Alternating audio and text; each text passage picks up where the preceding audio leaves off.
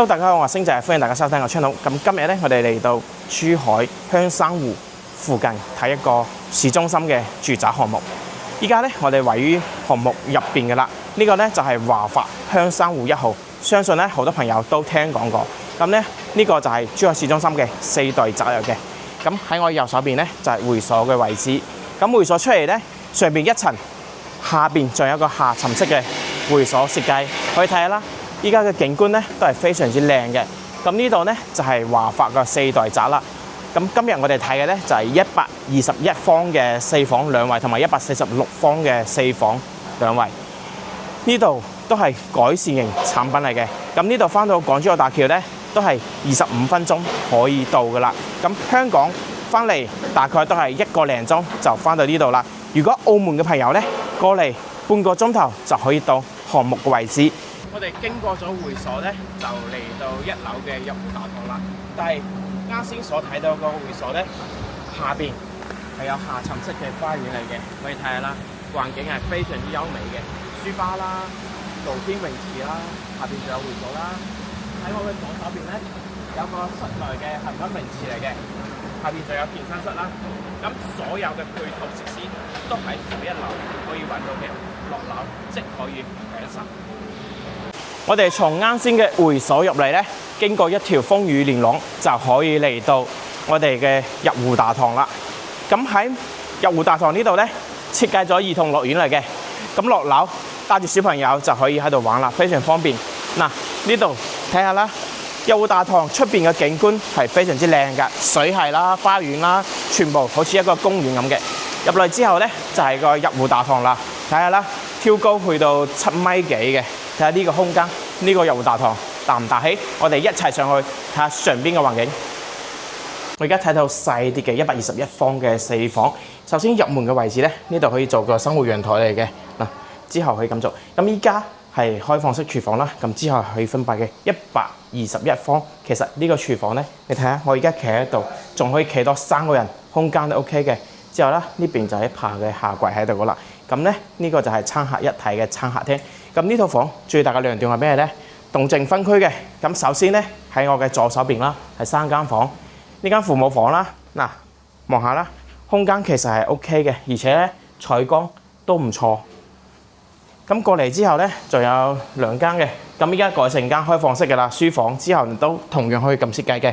咁兒童房同埋個洗手間乾濕分離。咁我哋出去陽台睇下啦。呢個陽台咧分2部分組成嘅。首先咧，一個長嘅露台就喺呢個位置。咁前邊咧就係珠海香山湖公園噶啦。咁咧美高梅酒店就喺嗰度嘅，我哋可以睇到嗰度。咁呢個位置咧係一個贈送嘅陽台。之後咧可以飛無人機嘅，因為依家珠海咧4代集，咁都會配備一個無人機嘅停機位喺度。咁呢度嘅位置咧就係香洲噶啦，可以睇下啦。呢度珠海1中就喺呢個位置啦，非常之繁華嘅地段。咁睇下間主人房先，主人房就係連通啱先嗰間嗰個陽台嘅。嗱，主人房出嚟非常大嘅露台喺呢個位置。咁主人房咧同樣係個套間嚟嘅。咁如果你哋中意呢個小區嘅話，記得評論區留言，我帶你去睇下。咁我哋依家睇嘅咧係146方嘅4房2廳2衛嚟嘅。咁我哋依家喺入戶門呢個位置，可以睇下我身後嘅入戶門咧係子母門嚟嘅。咁呢個空間電梯直接入戶，翻到你自己屋企。睇下出邊呢個空間都係非常之闊落嘅。咁嗰度嘅防火門關上之後咧，成個空間就係自己屋企嘅啦。入嚟之後咧，最吸引嘅係咩地方咧？過嚟睇下呢個露台先。呢個露台直情比我間房仲要大間啊！呢個露台差唔多15個方左右。睇下呢個空間，望出去咧無遮擋嘅山景，哇！真係珠海市中心嘅位置喎，146方，成間屋咧3面採光，直情十分通透嘅。睇下啦，嗱2面都係玻璃牆。咁廚房呢個位置咧，睇下智能嘅，成屋智能嘅。咁雪櫃嘅位置空間都係非常之闊落。睇下呢個空間係咪好闊落咧？咁出嚟之後咧，仲有個生活露台。嗱，生活露台喺呢個位置嚟嘅。嗱，空調主機全部都可以喺呢個空間啦。咁呢套嘢4房嘅，我哋過嚟房間睇下。過嚟之後咧係2房1衞嘅，可以睇下啦。呢間兒童房嗱，書房、兒童房空間係可以嘅。咁過嚟之後咧就係個洗手間啦，乾濕分離嘅洗手間。空間咧其實夠用噶啦。嗱，咁過嚟之後就有間細房，呢間做父母房係 OK 嘅喎。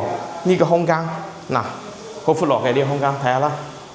呢度係非常之闊落嘅，而且咧每間房嘅採光都係 OK。咁過嚟呢邊咧就有2間。呢間同樣可以做父母房啦、兒童房啦，都係 OK 嘅。空間都係比較實用。呢間就係主人房啦。主人房就帶個洗手間。我哋睇下主人房洗手間咧，仲有一個浴缸嘅喎。嗱，呢個就係華發高標嘅項目啦。咁睇下間主人房空間夠唔夠闊落啦？咁目前嚟講咧，呢度係無遮擋嘅，喺珠海市中心嘅，睇下啦。